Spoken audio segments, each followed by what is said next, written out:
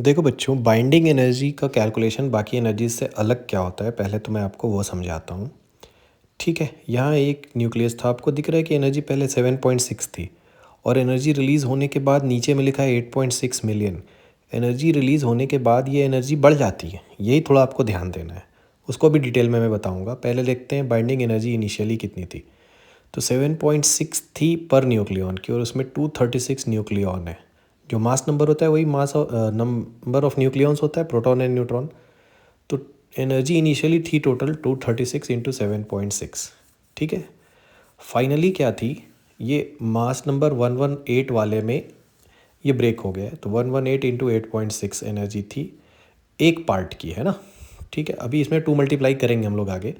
पहले मैं जो कॉन्सेप्ट आपको बताना चाह रहा हूँ बाइंडिंग एनर्जी का, वो क्या है उसको ध्यान से देखो।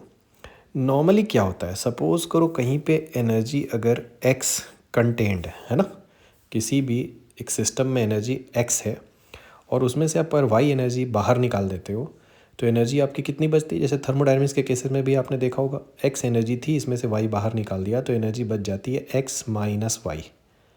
ठीक है, बाइंडिंग एनर्जी में ऐसा नहीं होता है। अगर बाइंडिंग एनर्जी एक्स थी और वाई निकाला तो अब binding energy X plus Y हो जाती है। ठीक है, इसको अच्छे से समझना।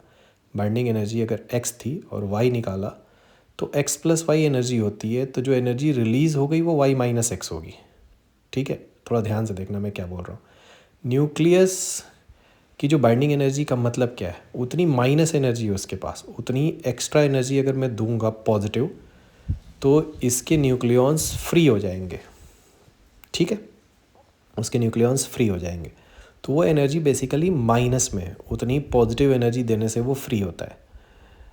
तो सपोज़ करो किसी न्यूक्लियस की बाइंडिंग एनर्जी थी 20 इलेक्ट्रॉन वोल्ट, 20, तो इसका मतलब उसकी एनर्जी है -20। उस सिस्टम की बाइंडिंग एनर्जी की जो बात हो रही है, अगर मैं इसको +20 दूंगा तो ये ज़ीरो होगा।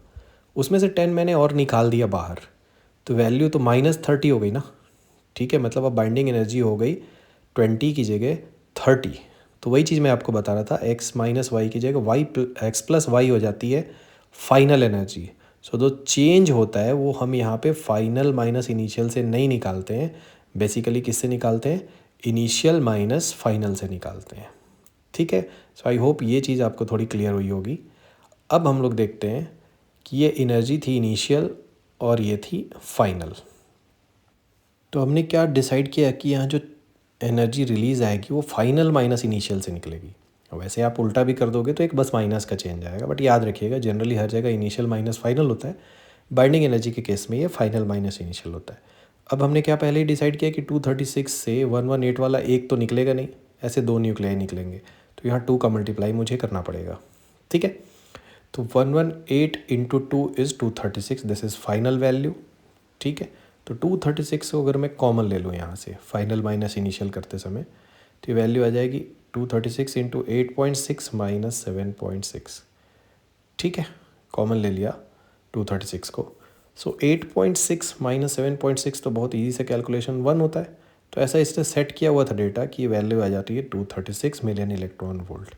तो ये ध्यान रखने वाली दो चीज़ें थी कि पहले तो यहाँ 2 मल्टीप्लाई करना है, क्योंकि मास डिफेक्ट इतना ज़्यादा तो होता नहीं है, मास डिफेक्ट बहुत छोटा होता है, 0.0002 इस रेंज में होता है एएमयू में या तो मिलियन इलेक्ट्रॉन वोल्ट में। तो पहले तो 2 मल्टीप्लाई करना था और करना था फाइनल माइनस इनिशियल।